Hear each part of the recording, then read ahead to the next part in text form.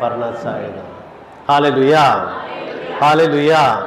पढ़िए संत लूका 5 चार बाब 32 32 संत लूका 5 4 बाब 30।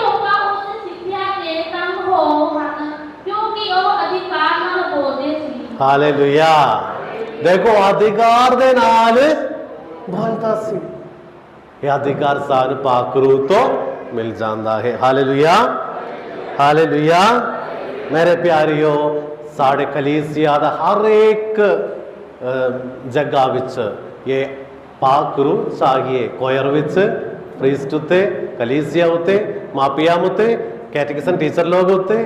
ये फायर चाहिए, फायर चाहिए, ये आग चाहिए। Hallelujah, hallelujah. पढ़िए